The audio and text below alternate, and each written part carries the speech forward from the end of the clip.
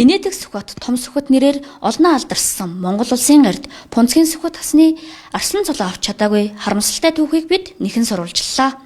Сүхбат хасан ардын хувьсгалын 70 жилийн ой буюу 1991 оны төрийн наадамд улсын зам Балжин нямтай урамтай сайхан барилдаж үзүүрлэж байсан түүхтэй. Бүхий холбооноос ардын хувьсгалын дэгшөөтэй жилүүдэд амжилттай барилдсан бүхчүүдэд даваа ахиулж цолоолгодог байсан. Энэ дагуу сүхбат гард арслан цолны болцол хангасан ч цолоо нөхөж авч чадаагүй. Түүнийг давж төрөө бүх болж байсан улсын зам Балжин нямд арслан аврах цолуудыг нь нөхөн олгож байжээ. Мөн улсын зам мөнх эрдэнэд 1992, 1993, 1995 онуудад үзүүрлсэн амжилтыг нь үндэслэж арслан цолыг нь нөхөн олгож шийдвэрлсэн зэргээс харахад улсын ард сүхбатыг илт ялгуурлан гадуурхсан шийдвэрээр гаргасан гэж ар гэр нь үзэж байна.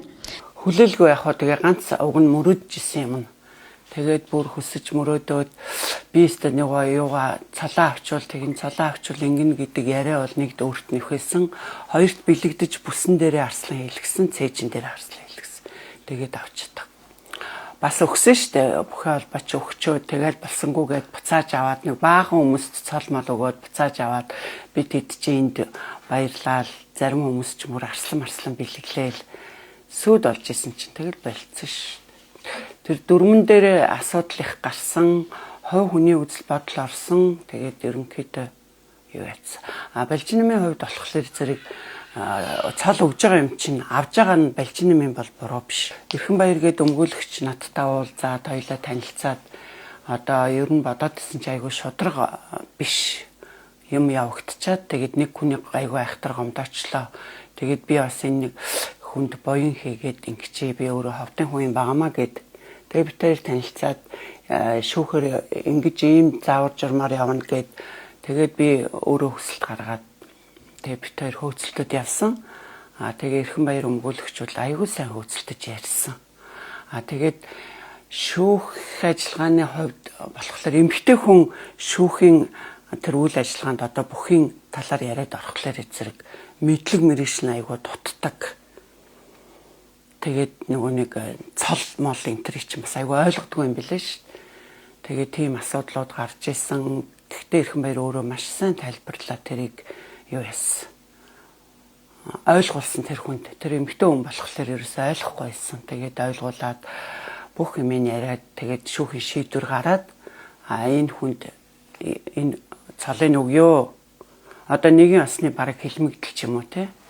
Тэгээд яагаад өгөхгүй байсан бэ гэхээр бүхий холбооныхон түүхт ойгоор даваа ахиулж бүгдэнд нь цол өгсөн мөртлөө яг 91 оны тэр үзэл төрөний наадам дээр дөрөмд өөрчлөлт орсон тийм даваа ахиулж өгөх юм байхгүй гэдэг үндслээр өгөөгүй.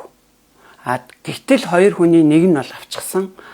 Тэгээд тийм утгаараа Эрхэнбаяр өмгөөлөгч хөөцөлтөд тэгээд энэ ийм орсон үний юм байна гэж шүүхэр тогтоогоод тэгээд шүүхийн шийдвэр гаргаад цолын өгье гэдэг шийдвэр гарсан. Тэгээд шийдвэр ерөнхийлөгчийн хамгаалан газар руу яваал тэгэл таг болчихсон. Одоо хэрв шийдвэр гараад явал хүлээгээл сууж байгаа би.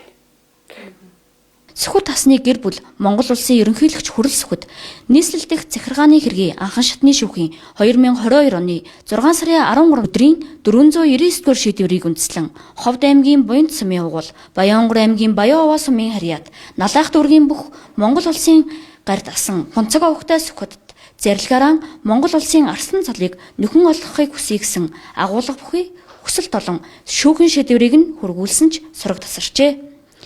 Бид энэ талаар ерөнхийлөгчийн тамгын газрын хэвлэл мэдээллийн албаны дарга зол уяраас тодруулахад манайд сүхбат гардтай холбоотой шүүхийн шийдвэр хүсэлт ирээгүй гэдэг тайлбарыг өгсөн юм.